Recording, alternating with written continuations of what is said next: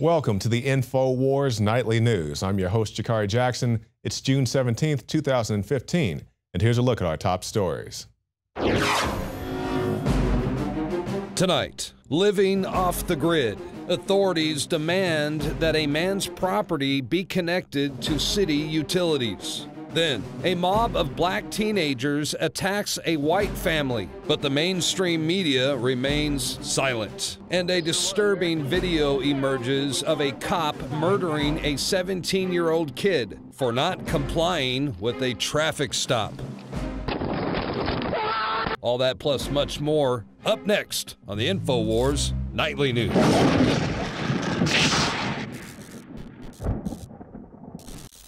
We love our veterans, or at least we say we do. We always have them on the stage or at the halftime shows, and you can't turn on the TV without seeing some type of pro-military, pro-veteran image on the screen. But what about if you're a veteran and you just decide to live off the grid? Well, they say that you're living an alternative lifestyle and refuse you from having the rights that you fought so hard to gain. Tyler Truitt didn't think his decision to live off the grid would impact anyone else. What is it of their business what kind of home that we choose to live in? He uses solar panels for heat and electricity, rainwater for drinking and bathing, and composting for sewage. Who are we bothering? That's my biggest question, you know, is why? Who are we hurting? And I definitely do encourage you to go watch that full clip. The lady keeps saying he's living this alternative lifestyle. If he wants to live on a plot of land and, you know, have rainwater, that's his business. If he wants to live up in a treehouse and have rainwater, that's his business. He's not costing the city any type of money by doing that, but, you know, they always want to stick a thumb in your pie and get all up into your business. And in this example, they actually know the guy is, and they will still want to hassle him about this. But now we have this new report analyzing the present and possible futures of U.S. veterans population with CNOS and Palantir Metropolis. The available data on veterans is scattered, inconsistent, and in different formats. The Center for New American Security is the only think tank of its kind with a research team dedicated to veterans and military personnel, which basically means we have to go and find out where these veterans are. But as we just pointed out in our last story, they know where this veteran is and they still want to harass him for something. I'm not saying this group, but just I'm talking about people in general. And it really is interesting to me, and I can't blame everything on Palantir and CNOS, but that's a whole nother story in and of itself. But we talk about our veterans. We don't know where these guys are. We don't know what type of treatment they need. Well, we have a veteran right here in this office, Joe Biggs, Staff Sergeant, U.S. Army retired, combat veteran. And he goes to the VA and he says, hey, my knee hurts. I need something. Say, come back next week. He's like, well, it comes back next week. Well, I have some shrapnel in my body. I'll come back next week. So the point I'm trying to make, as much as we say we love our veterans and we put them in halftime shows and all this stuff, we're not exactly treating them when they come home. And I'll be the first person to tell you, do I agree with everything the U.S. military does? No. Do I blame the individual soldiers for the actions that they're ordered to carry out? Absolutely not. You know, I may have exception with this mission or using drones in this particular fashion, but do I blame the individual soldier for following the orders? No, not at all. So these are the points that we're trying to make when we talk about veterans. Yes, there are some things we have issues with, but that doesn't mean we hate the military in general. When these guys come back home, when they're out there serving abroad, I want them to have the most support and everything they need to do the job in front of them, but also have a very humane job to be doing.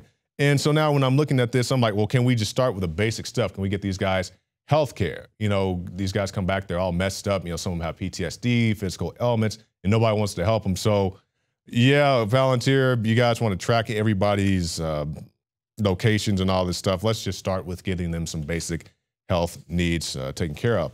Now, since we're talking about health, let's talk about the health of the United States population. And this article, particularly from Anthony Gucciardi, where he points out how the average American woman now weighs as much as a man did back in the 1960s. And it's not just all about the women. Also, the average American male has put on a good amount of weight, about 30 pounds or so.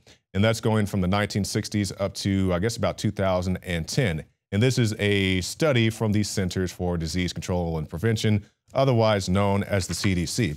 Now, what's causing this? It's any number of things. I think a very big contributor is GMOs. Now, we've talked at great length about companies like Monsanto, all these frankenfoods that you eat when you go out, even vegetables and fruits are being genetically modified with pesticides grown inside them. Now, that may not contribute to weight gain, but I do think it's probably bad to eat things with pesticides inside of them.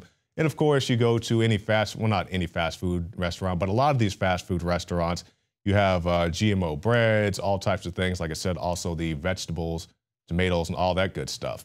So be health conscious about what you eat. And I think people are becoming more health conscious because we talk about companies like McDonald's, their profits are plummeting. Companies like Subway, they're removing harmful chemicals out of their breads. And the list goes on and on and on. You know, a very big food advocate is one, the food babe, Vani Hari. You know, she's come under a lot of flack saying that she's a junk scientist, she's this, she's that. Regardless of what she is or isn't, I don't think she ever claimed to be a scientist. She's just a researcher who's trying to educate people about thinking about their foods in a vastly different way, to kind of paraphrase what Eric Holder said. And I'm all for it. You know, keep educating people, not just her.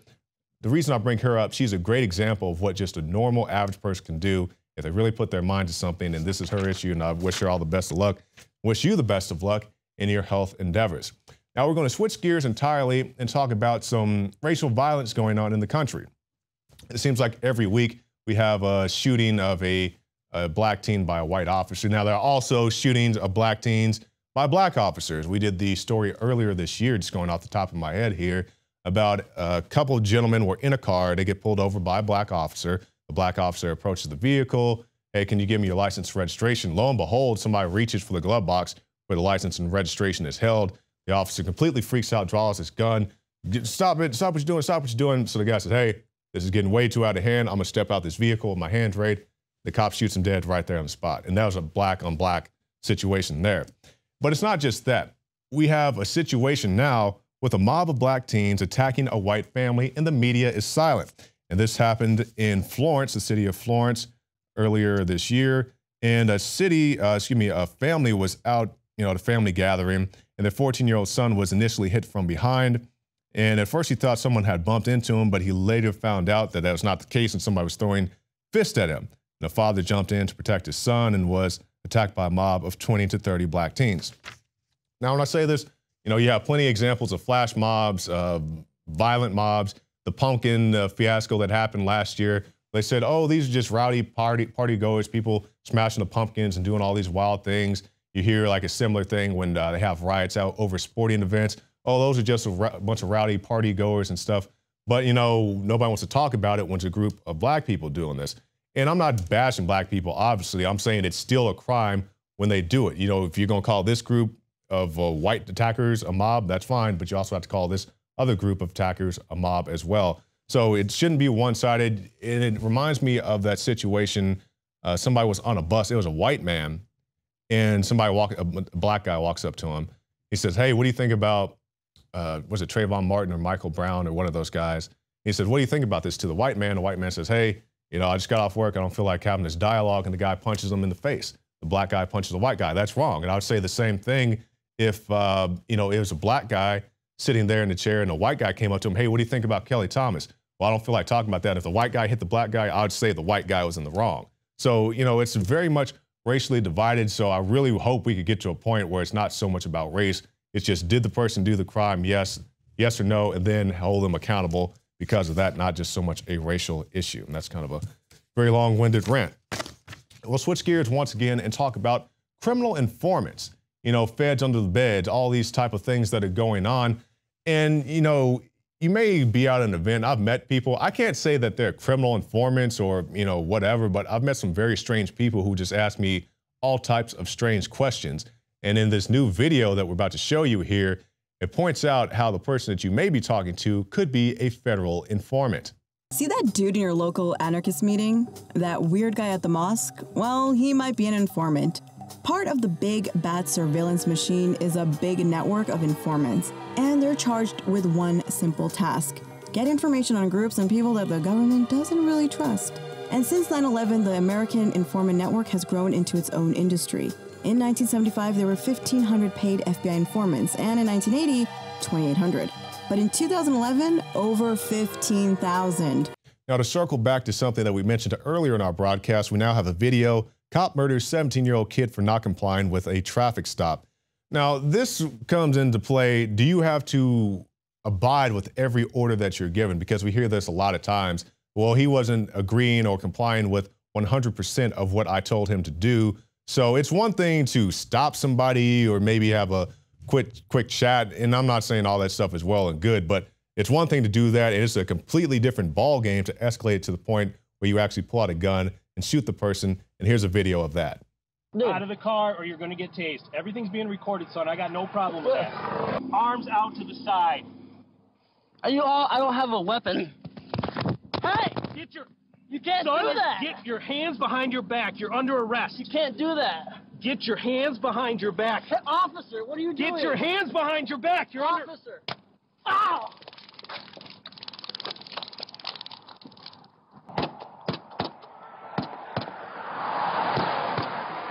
A sheriff's sergeant in Eaton County, Michigan will face no charges after shooting and killing a 17-year-old for not complying with a traffic stop, despite the fact that he had committed no crime whatsoever. So this is where we run into following orders and fleeing from police and things like that. And they say, well, if you're not doing anything wrong, you have nothing to hide, you have no reason to ignore an order or run from the police. But the flip side of that, if I'm not doing anything wrong, why is he stopping me to begin with? So that's the situation that we run into with here. And, you know, things escalated, a lot of he said, she said, and of course, you know, one of the he's is dead in this. So it's a very unfortunate situation. And hopefully, you know, we've had a lot of riots, a lot of different things going on in the country just in the short time that I've worked here. And things really don't seem to be getting a whole lot better. And I'm not sure what it's going to take to hold these officers accountable. Now, when I talk about these stories, I'm not trying to generalize police in general, because I had a chance to talk to a police chief one time. He said, hey, don't blame me for stuff that I didn't do. Don't blame me for the stuff that's going on in Ferguson or Baltimore or Cleveland or any of these other places. Just blame me for the things I do and the things that my department does. And I said, fair enough, chief. But then you have these situations when their officers go out and do something and nobody gets held accountable. You know, like some guy will be out filming police, you know, with enough space that a horse can walk between them, literally. Happened here in Austin. And somebody snatches the guy's phone, and then another officer comes up and pepper sprays the guy in the face. And it's like, well, you shouldn't have been rushing the officer. Like, what video were you watching? He did not attack, rush, yell, scream, spit, anything at the officer. He was attacked for standing there with his cell phone in the United States of America. He had enough room to drive a freaking horse in between there. It's all kinds of stuff. I'm not sure what it's going to take. And a lot of people say, what's the answer? I don't have definitive answers. I'm up here telling you what happened today. You know, what happened last week. You know, maybe a prediction about what may happen next week. I don't have all the answers. You know, the answers are within yourself. We'll talk about that with our guests coming up. But just do what you can to make these things stop in your community. And we'll end tonight with this before we go on to more special reports. Florida chief under fire for preaching in uniform. Wouldn't the world be better if everyone behaved like a Christian? Polk County Sheriff Grady Judd spoke from the pulpit of First Baptist Church at the Mall in Lakeland 2 months ago, and as you can see, he was in full uniform. The Freedom of Religion Foundation sent this letter to the sheriff accusing him of excluding other religions and making non-believers feel like outsiders in their own community. I was invited to this church, just like I am to many churches, just I am to many secular events, to speak. And this story is very interesting to me because it seems like another persecution of Christians. Because this Christian guy did this Christian guy did that. You know, you can't be a Christian if you go to places like Fort Hood. You know, it's okay to piss in a jar that has Jesus in it, but if you dare draw a picture of the Prophet Muhammad, then, you know, you're asking for it. You're really egging these people on to come and attack you. And I want to talk a little bit about that, because if we have these events where you can, you know, urinate on Jesus and do these other things, you can put up a picture of a dog's anus and say it looks like Jesus. And that's all well and good. It's fun and games, ha, ha, ha. But on the flip side of that, had a radical Christian, so-called quote unquote Christian, wouldn't attack these news agencies that put that out. They said radical hate group, da, da, da, da, da. But on the flip side of that, and I'm not trying to make this a Christian versus Muslim kind of deal. I'm just using this as an example. When you have situations like what Miss Geller is doing, having these cartoonist events and stuff like that. Oh, she's asking for it. She's bringing it on. But on the flip side, like I said, if a Christian wouldn't attack these other news agencies, they'd be like, oh, they're so horrible and they shouldn't have done that to us. And once again, you know, Geller does what she does. I personally wouldn't do anything like that, but, you know, I don't think it's worth killing anybody over. Just thoughts going off the top of my head. And it's just more that we see, you know, you can be a different type of group, and it's not all religious. And like I said, I'm not trying to, you know, bash on the Muslims or whatever. myself and Joe Biggs went out to the Stand with a Prophet event before the Garland shooting that happened in Garland a few months prior. Everybody we met out there were nice, peaceful Muslim people. They're out there praying. They shook our hands. We, taking pictures and stuff like that. It was all good. So I'm not blaming Muslims in general. That's just one example of the things that go on. And this continued, not even diversity, but division that we have in this country. It always has to be some type of issue that just gets so hot that people feel like they have to go out and commit violence over it, when hopefully we can just find some type of way to just let's all get along. Well, that was kind of my preaching there for the segment. But stay tuned. We have many more reports to come. After this break, we'll have a special report from John Bound, also some other reports. How's your gallbladder? This is something I never even thought about until they ran a report the other day talking about gallstones, kidney stones. They're actually quite nasty and something that you may want to consider getting rid of in the near future, especially if you don't have the best diet or if you drink, things along that nature. You will be disgusted by this, but disgusted in a good way that encourages you to do something. Stay tuned. This is the InfoWars Nightly News.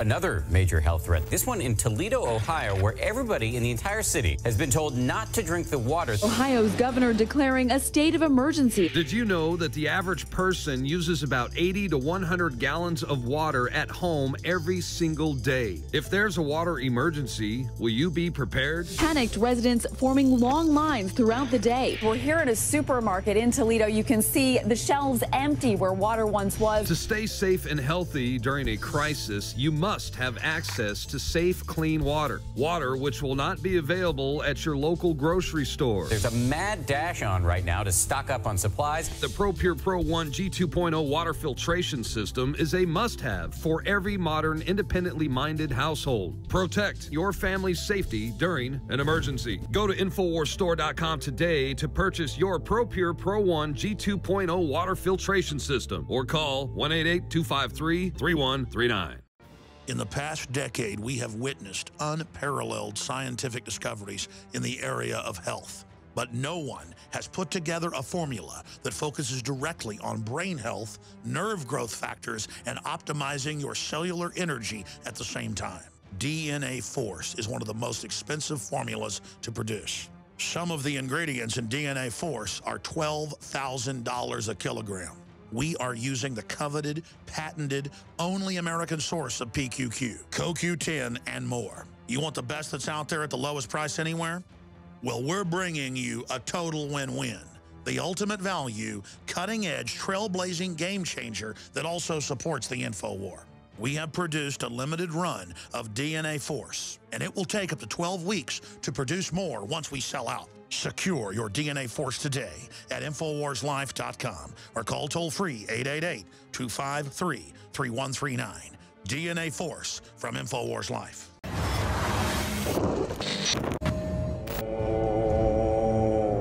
Buried in the memory hole of modern civilization lies the immoral, corrosive culture of the world's elite. Last week, Dominique Strauss-Kahn, the former head of the International Monetary Fund, candidate for the French presidency, and Bilderberg attendee, closed another chapter on a saga rife with perversion. A French court acquitted Kahn of aggravated pimping, claiming that Kahn did not help operate an illegal prostitution network. The Carlton affair is named after one of the hotels where businessmen and police officials allegedly organized sex parties that took place in Brussels, Paris, and Washington. Kahn said he was present at the orgies, attended by lawyers, judges, police officials, and journalists, because he was overwhelmed with stress dealing with saving the world's economy as the head of the IMF. That stress really must have gotten to him when he sexually assaulted a maid in a Times Square hotel, only hours before he was scheduled to meet with German Chancellor Angela Merkel. In the UK, Scotland Yard is finally launching an inquiry into the 30-plus year cover-up of child sex abuse rings perpetrated by judges, politicians, intelligence officers, and staff at the royal palaces. It would later be revealed that Prime Minister Margaret Thatcher's protege, Leon Britton, was at the center of the cover-up and was under investigation for raping a woman and sexually abusing boys up until his death this year. He was back at the center of controversy last year amidst questions over his handling of allegations of sexual abuse when he was Home Secretary 30 years ago. A sad day for the survivors of child sex abuse, because they would have wanted to hear from Sir Leon Britton at this inquiry in terms of what he knew about the allegations that were made during the 1980s. In 2014, former Obama staffer Donnie Ray Williams pleaded guilty to raping 2 women. He drugged the first one with Ambien and raped the second one after she was so intoxicated she couldn't give proper consent. In 2013, Williams suffered an acid attack to his face and body by an unknown man. He used this attack as an excuse to sway the judge to give him 5 years probation rather than any prison time. And this only scrapes the surface of the many allegations weighing on the overall perception of the ruling elite. The report is a devastating critique of the Vatican's performance in dealing with child sex abuse. It says it's still not willing to recognize the scale of the problem or take responsibility for it. The Church is still moving guilty abusers from parish to avoid prosecution. That must stop. 14 French soldiers who were working as UN peacekeepers in the Central African Republic have been accused of sexually abusing refugee children and feeding them only in exchange for sex. I didn't know that the thing was Bohemian Grove back then, nor did the kid when he was writing it. All he knew was he was taken to this place. You know, this is Benassi, a kid named Paul Benassi writing this, and this is directly word for word from his diary. I went in January of '84 on every trip. I was paid by men King knew for sex. In the summer of '84, sometime I went to Dallas, Texas, and had sex with several men King knew in a hotel. I flew on YNR Airlines, by the way, that's a private airline or just private charter deal, and CAM Airlines, another private charter deal. King flew me out on a private plane from Epley Airfield in Omaha to Denver, where we picked up Nicholas, a boy who was about 12 or 13. Then we flew to Vegas. Nicholas and I were driven to an area that had big trees. It took about an hour to get there. There was a cage with a boy in it who was not wearing anything. Nicholas and I were given these Tarzan things to put around us and stuff like that. They told me to, I won't use the word, blank the boy and stuff. In other words, have sex with him. At first I said no, and they held a gun to my genitals, I'll use the word, and said do it or else lose them. I didn't know that the thing was Bohemian Grove back then, nor did the kid when he was writing it. All he knew was he was taken to this place. Blank him and stuff and beat on him. I didn't try to hurt him. We were told to put our blanks in his mouth and stuff and sit on the boy's blank and stuff, and they filmed it. We did this stuff to the boy for about 30 minutes or an hour when a man came in and kicked us and stuff in the genitals and picked us up and threw us. He grabbed the boy and started blanking him and stuff, and the men tossed me and him and stuff and put the boy right next to me and grabbed the gun and blew the boy's head off. The boy's blood was all over me, and I started yelling and crying. The men grabbed Nicholas and I and forced us to lie down. They put the boy on top of Nicholas, who was crying, and they were putting Nicholas' hands on the boy's blank. They put the boy on top of me and did the same thing. They then forced me to blank the dead boy. Everything, including when the men put the boy in a trunk, was filmed. This loathsome lack of moral latitude fomented by the ruling elite seeps to the surface like a toxic chemical, attempting to gather the hearts and minds of Americans to be integrated into the elite's modus operandi of the common culture. But the good people of America are many, regardless of the media's grip on politics, music, and entertainment. In a speech to the military in 1798, John Adams warned his fellow countrymen, saying, "We have no government armed with power capable of contending with human passions unbridled by morality and religion. Our Constitution was made only for a moral and religious people. It is wholly inadequate to the government of any other." John Bound for Infowars.com.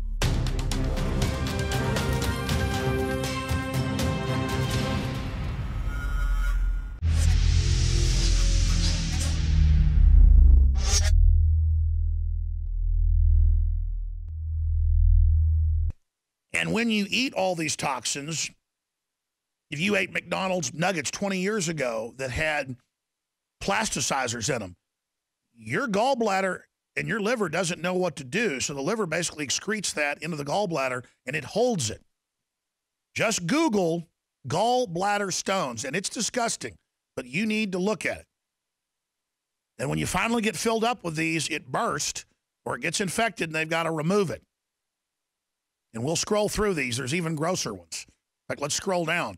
On average, they're green or black. If they're black, they're really old and toxic. They're generally green.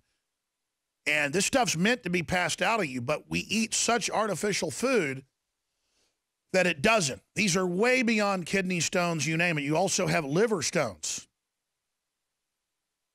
And medical doctors won't tell you on average, hey, flush your liver. They'll just say, hey, your liver's sick. It's going to get progressively worse. We're going to get you on a list for a liver transplant. It is unbelievable. We're showing these disgusting images. So about a year and a half ago, Anthony Gucciardi just said, man, I just did a Dr. Gribb's liver cleanse, the one he recommends. And he's developing this proprietary stuff he's testing on himself right now. You really ought to do it. The results are dramatic after 6 days. And I'm like, no way I'm doing it. I don't believe that there's giant black or green balls in my gallbladder. And this is how ignorant I am. And he's like, look at it online. I'm not looking at it online because stuff like that grosses me out. I don't want to go there. Well, finally, about 6 months ago, they convinced me to do it. I personally think everybody should go through a liver cleansing if you haven't done one, and then take for example, the liver shield can be taken 2 different ways. It could be taken as a liver support formula, where you just take a couple dropperfuls, but that's not going to purge the liver and remove all that stuff from it. In order to do that, you have to do the 6-day. Well, I'm going to walk through how the liver works, the different types of cleanses with you, and give you the floor. But I'm asking a lot of selfish questions here up front. How does the apple cider vinegar organic with the oxy powder and with the liver trex over the 6-day cleanse, how does it then when you take the olive oil at the end, lay on your side for an hour as you go to sleep, why does it then have the gallbladder release? Well, this is something that that is a very controversial issue, but results speak for themselves. I mean, hundreds of thousands of people have done this, and it dates back even 1,000 years, drinking oils to cleanse and purge the liver. Actually, the Greeks and over in India with Ayurvedic medicine have done it the same way. But how it works is what you should do, and this is what our proprietary research led us to do back starting in the early 90s when we were looking at the best ways to cleanse the liver, was to develop an herbal formula that contains herbs that will help soften or break down these globules or these stones in the liver and the gallbladder. And that's really what the first 5 days is for. That's where you mix the bottle of Liver Shield. You pour the whole bottle in a gallon of distilled water, and then you drink 4 8-ounce glasses a day of that for 5 days. At the same time, though, you're also using the apple cider vinegar, and that's going to be the liver flush kit that we put together exclusively for InfoWars, viewers and the people that want to support the InfoWar. So basically once you do that for 5 days, and of course you want to eat fairly healthy, you don't want to be putting a bunch of chemicals and toxins into your body. But then on day 5 is when you actually do the olive oil. And when you do Epsom salts, and the Epsom salts that you drink will actually help relax the bile duct and make it a lot more elastic so any of the stones can pass through there, or the globules, the toxic globules. And then when you you drink the olive oil, you lay on your right side because your liver is on the right side. And that heavy oil ends up absorbing down through your intestinal lining and going into the liver. And it kind of works like oil pulling, which is a big thing now. It was on Dr. Oz with the coconut oil, where you swish it in your mouth. And oil has an affinity for toxic substances and absorbs some of those. And when you do the liver cleanse, you will actually form also little oil globulates as well. So the reason why you take, during the liver flush, the reason why you take oxy powder at the same time is because you want to be able to flush that out of the system. Because when the liver dumps all those toxic balls and rocks and all that toxic buildup that's been in there for years and years and years, you want to have something to flush it out of the intestines.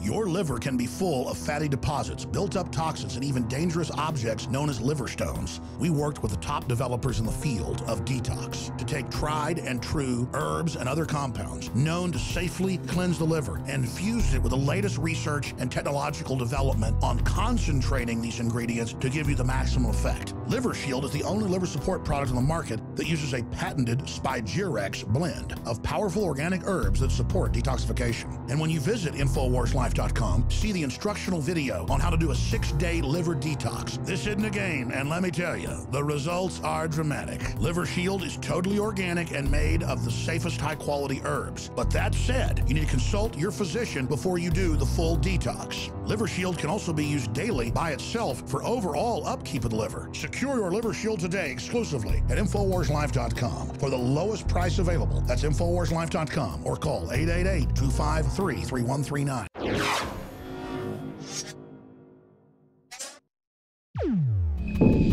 And welcome back. A pretty heavy issue that doesn't get talked about that much is human trafficking, modern day slavery. Now, a lot of people, when they think about slavery, they think about the people out in the fields, the cotton fields and so forth. And it didn't end there. You have sex slavery. You have, of course, labor slavery, all types of indentured servitude, child soldiers, all types of things all over the globe. But it's not just all over the globe. It's right here in the United States of America. You have the sex workers. You have many other types of people who are forced to do things without their consent, without their will. These things are forced upon them. And how do people get into all these situations? I'm not an expert, but we have somebody who is, Govinda Tidball. All right, thank you for joining us today, Govinda. Hey, good to see you, Jakari. How are you doing? Doing very well. So tell us about your project and how you got involved with it. Okay, well, the initiative is called Human 2020. It is based off of that global pledge that was made towards the end of 2014 by all spiritual leaders in the world to see an end to human trafficking by the year 2020. And this is more of a civil society, business community initiative along that same line to see an end to what is essentially modern day slavery. And for people that have been around or been connected to this issue at all, we see that modern day slavery in its current forms is continuing to grow as a business globally. So it has continued to exponentially grow. And in order for any kind of change to happen in this particular issue, it's going to take everyday people like yourself, myself, all of us getting engaged in the issue, understanding what it is, and then knowing what each of us can do about it. So this started off just as an initiative, and it's just picking up steam everywhere. In Austin, we've got something coming up tomorrow. We were planning on maybe 1,000 people. We have 1,600 coming out. So it's picking up quickly because most people want to see an end to this problem, not just in the U.S., but also around the world. Well, let's start with that. Tell us about the initiative, the program that's going on tomorrow here in the city of Austin. A lot of people will be watching this the next day on YouTube. So it's this coming Thursday in the city of Austin, Texas. So Govinda, tell us about the program. So tomorrow, Austin's known for a few things around the world. One thing, we have a very, very strong art community in Austin. So one of the leading art galleries here in our art studios in Austin is a place called Canopy. So we have a set of Austin's professional leading artists here. Almost 20 of them have put together artwork specifically around the issue of human trafficking. Jen Hessen, she's the lead artist on this, former Air Force Serviceman of the Year. And they've just put together some great stuff. Part of it is to help people understand that, one, this issue is going on today, and also to encourage them a dialogue on it, on what each of us can do. So most people don't even know that today the global price point for a human being is $90 to $100. Wow. I mean, yeah. So it's they don't realize that there are almost 36 million people enslaved around the world today. They don't realize that it is a $150 billion a year industry that is continuing to grow at an exponential rate. That it is built on supply and demand, and the two are being connected all the time. So what we're seeing is that the nonprofit sector itself, it will never be able to fix this problem. The governments have all of their other issues. The only way that you'll ever see a change in this issue is when you and I become part of that solution. So the Human 2020 initiative is along that same lines. It's saying, okay, what can I do, even if it's in a small way, to contribute to the solution? And what can we do? What can the average person watching this video right now do to get involved? Okay, well, I'll give you a few small things. There's some things that we can do that cost no money.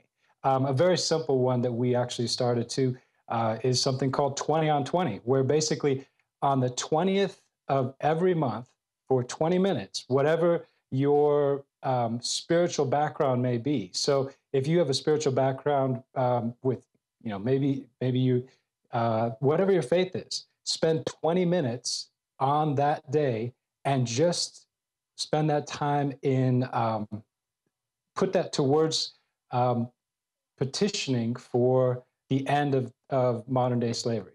And you can do that, whatever your faith is, whatever your background is, because you have the moral imperative on your side. And people are doing this right now. They're doing it online. They're doing it in communities.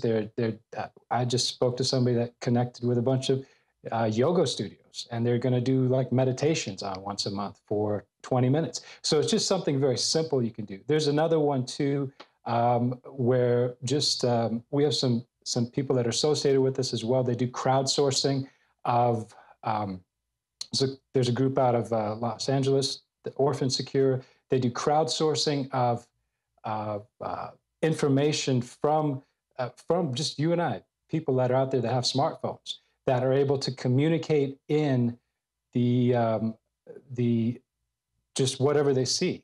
And they're able to compile that information together and start a case file for local law enforcement around the world. They just brought 100 kids out of trafficking in the Philippines, and they're prosecuting 5 corrupt cops over there. Good. Based on just what civil society communicated in. And in order, once that information is shared in there, because sometimes law enforcement has a hard time beginning to even start a case. But when you and I report in and say, here's what's going on, and they have that case file, they can actually take that and then follow up appropriately. So those are little things that you and I can do. I think also getting educated about the issue, understanding how the supply and demand works with the trafficking, with human trafficking around the world, understanding that that small things that we do make an effect, just even what we buy, the companies we support. I'll translate this to another area which you guys have covered well on InfoWars, is the issue of genetically modified foods. Mm-hmm. As people are not buying certain products, those industries are continuing to lose ground, and we're seeing a strong push for real food and things that are good for people. So likewise, we all vote with our intentions, we vote with our time, we vote with wherever we put our resources. So it's telling people to become aware, become engaged on this particular issue, and be part of that solution. Even if it's a small way, we can all do something. Very good, very good. Now let's talk about the issue of modern day slavery, because a lot of people think, here in the States, slavery was done pretty much after the Civil War, but there's different types of slavery. There's sex slavery, there's labor slavery. So let's talk about a few of these areas, and what do you think is real prevalent to people here in the States? What type of slavery? Well, most people don't know that in the States, you have between 200 to 300,000 Americans enslaved inside the United States right now, today. So most people don't even know that there are this many young girls that are trafficked even within the U.S., that there's 17,500 non-Americans that are trafficked into the U.S. every year. So most people don't know that there's more slaves in the United States than live in Amarillo, Texas right now. Wow. That this is what's going on today in this country. Most people don't know that the average age of entry into the sex trafficking industry is 12 years old. Most people don't know that more people are purchased, that 3 out of 4 victims of sex trafficking are purchased online. So these are kind of things that most people don't know, that married men are the biggest buyers of that they buy more trafficked people than non-married men. Really? Wow, So, I didn't know that. yeah, so the thing is, most people don't know that less than 1% of trafficking victims are ever identified. So 99% of victims of trafficking are never rescued. So and even when they are identified, it is less than a 10% conviction ratio. So when they even find somebody that is a trafficked victim, the actual trafficking recourse is very, very low. So we are talking about, or you mentioned that a lot of these young girls are getting very young. There's also men as well, young boys. Yes, absolutely. But from your research and the research of your group, about how do people get into this? You know, are they kidnapped? Are they runaways? What happens? Well, there's a mixture. I mean, when we do talk about trafficking, this is again back to the business side of it. It's supply and demand. So what is it that people are demanding and what is it that people are supplying? Trafficking in and of itself preys on vulnerability and poverty in a lot of cases, but a lot of times too, just because people are unaware.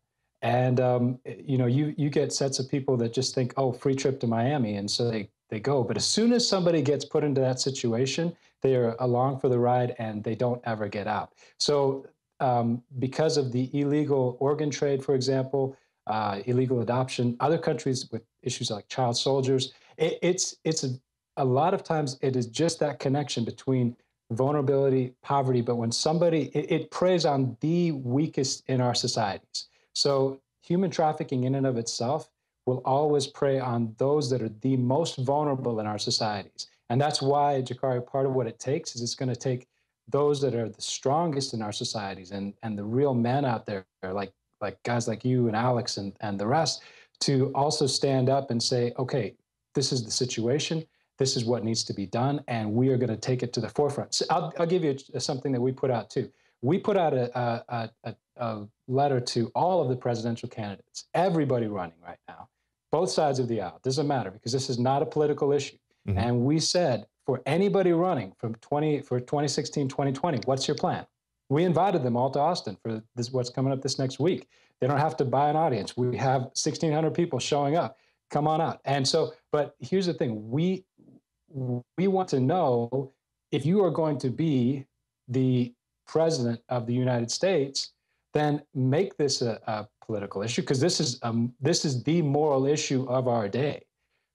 Let's hear what your plan is. Let's hear what you are going to do in your presidential run during 2016, 2020, and this issue that everybody in the world wants to see end. Anybody that is not part of the problem wants to see a solution. And the majority of people that are out there want to see a solution to this issue. Great. Now, so we would like to see that. Yes. Well, let's talk about that just briefly. Have you had any response from those candidates? You know, it's been a bit disappointing with some of them because they've got their political machines going and they just do their rote responses. We have had some feedback. Ted Cruz's office, their scheduler was talking to us a little bit, but they said he had an appointment on Thursday, and so he wasn't able to come. A little bit back from Ben Carson. We may have some of the local people closer to the venue that'll join us. Mm-hmm. Not anybody that actually is up to speed on the issue of human trafficking by what they've been able to say. I mean, we're still waiting. We would love to see over this next going into 2016, we would love to see on both sides of the aisle, whoever wins, what are they going to do to be part of fulfilling that global pledge? Because if somebody's going to run for the office of President of the United States, you better tell us what it is that you are going to do in that position to actually solve this issue, because the moral mandate falls on the person that will be president of the U.S. And if they can't come forward to the plate and say what their plan is, they have no business running for office in the first place. This is one of the moral issues of our day right now. Human trafficking has grown globally almost 15 times. It's gone up 1,400% from 2007, over the last 8 years, 2007 to 2015, it has gone up 1,442%. If you go to ILO/IOM statistics, it was a $10.4 billion a year industry in 2007. Today, it is a $150 billion a year industry. So what is going to be done with this issue by the people that are in positions of power? And this is not something happening overseas. This is happening in the U.S. right now, today. And that's the thing, that this is what's going on in our country as well as overseas. So people want the position, but they can't tell us what they're going to do with it. Exactly. Now, there's a whole lot we could talk about this, and hoping to get out there and see you at the event tomorrow. But we'll end on this note, and then definitely give us the contact information for anybody who's interested in the initiative. But I want to ask you, I've seen several documentaries, exposés, Nightline, stuff like that. where they talk about people who are involved in the sex trade, sex workers, prostitutes. And you know, it's always kind of this debate, do they choose this line of work? Are they forced in it? From your research, is it either or, is it both? Or what do you think about it? You know, that's kind of, again, one of the kind of the outlier issues that, you know, sometimes people will debate. I think, I don't know how graphic I can be on air and I'll how say what much you I got can to say. discuss this, but well, you know, there was recently at the University of Nebraska, they had a lady she stood up and asked the same question to one of the lead speakers there, and he told the lady, well, you go and suck 1,000 cocks and come back after that and you tell me this is something by choice. So as far as it's the issue of what trafficking is, how much people get used and how much people are abused in this specific thing. It is a meat grinder. The issue of prostitution in and of itself, what woman starts out her life thinking about that she wants to sell her body as her profession? And it is not the oldest profession, it is the oldest oppression in the world. So we've slipped a long way as humanity into the kind of things that we tolerate, the kind of things that we allow to come to the front and even debate these as issues. So what he is looking at has continued to go forward in the darkness. And what we need to do is we need to have a strong debate, a strong realization, and people need to come to the forefront as part of the solution, even if it's in a small way. And they need to, from that point, they can. And if enough of us continue to move forward, we will see things change and we will see an end to this modern day slavery. Very good, very good. So tell us about the site, give out the information, and also what people need to know for the event tomorrow in Austin. Sure. Just the site's human2020.com, HUMAN2020.com. You can just drop an email, info@human2020.com. That's good enough. The event tomorrow in Austin, it'll be over at Canopy, 916 Springdale Road. And yeah, just come on out. It's an open event. There's an exhibition there. There's different things that are going to be going on there. There'll be the Austrian acro community should be out there too. So there'll be people doing some great circusy type stuff. It's just going to be a lot of things going on. We're also going to be giving some information out to people tomorrow. I got one of these here. We got 1,000 of these that are going to go out, and I'll send you a PDF of this, Jakari. But it's just basically some information to help people understand the actual issue and to actually understand some of the things that are going on, some of the stats that are out there. And this is also a closed population, or I should say hidden population. A lot of what people know about this issue is horrific narratives, but the actual numbers are tough to get at. And a lot of times the people that are working on this issue, they're working against very heavily funded and just systems that are in place that are at all different levels. So in order to build that awareness and build that dialogue, this is going to require each of us just taking that initial step and like you've already done yourself, watching some documentaries, starting to understand a bit more about the issue. But the main thing too is that this is a supply and a demand issue. And in order to effectively work on this, we have to work on both the supply side and the demand side. One other thing that can be done on the demand side is support some legislative reform. We saw this in the Nordic laws where they criminalized buying. Once that was done, that drastically dropped demand in that place. Let's see that happen in the U.S. Let's see that happen throughout, because one of the things, the reasons that even criminal organizations are moving towards trafficking is because there's very little follow-up and very little prosecution. So we have to shift that to cut the demand. All right, Govinda Tidball, definitely thank you for your time and look forward to seeing you at the event. Thanks so much, Jakari. I look forward to seeing you tomorrow. All right. Take care. All right, bye.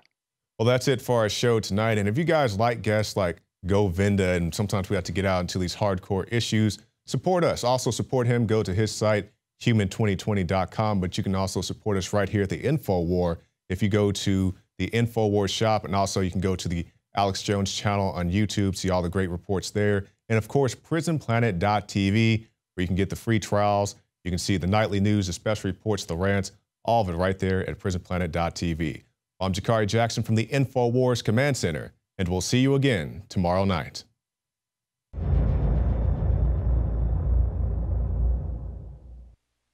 The knowledge of the ancients, tried and true, trusted herbs and extracts fused with the latest nutraceutical science. Introducing the all-new Ancient Defense Herbal Immunity Blend, crafted with over 14 key ancient herbs and extracts to supercharge and prepare your body for what experts admit is the most dangerous season of the year. We have rejected hundreds of other formulations in our quest to bring you what is simply the most powerful and comprehensive proprietary formula that we have ever created in the realm of herbal immunity. For the last 2 years, our team has been working with top doctors, nutritionists, and chemists to develop the ultimate nutraceutical formulation. Experience the benefits of combining over 14 ancient herbs and extracts with exciting new advances in nutraceutical science. For a limited time, get 25% off on this introductory offer. Visit ancientdefense.com or call 888-253-3139. ancientdefense.com.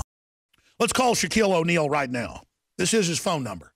We'll see what happens. Your call has been forwarded to an automatic voice message system. He answered 2 days ago. 85194. All right, yeah, fade it back up once the number's done, and I'll leave a message. At the tone, please record your message. When you have finished recording, you may hang up or press 1 for more options.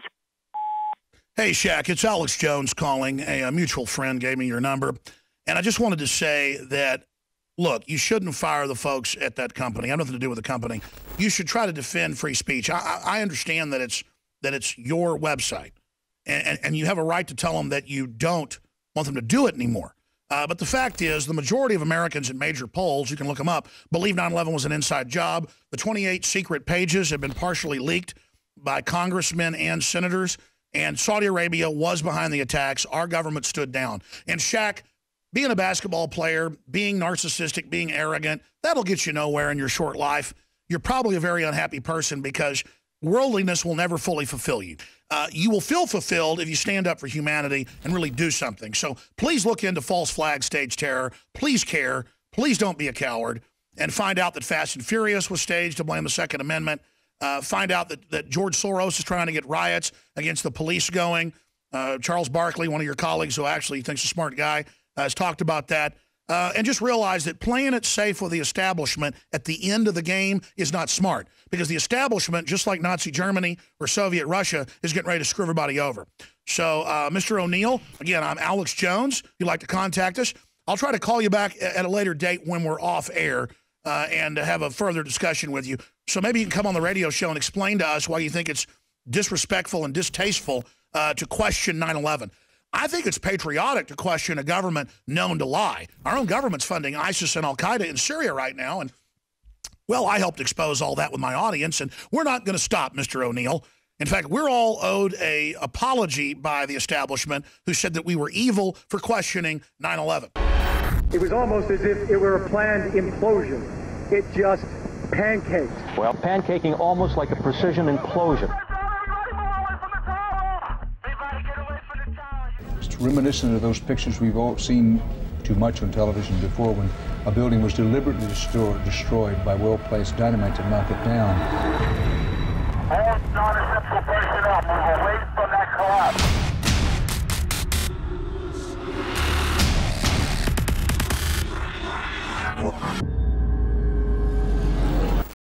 You are watching the InfoWars Nightly News, which airs 7 p.m. Central at InfoWarsNews.com. And your support is helping us defend liberty worldwide.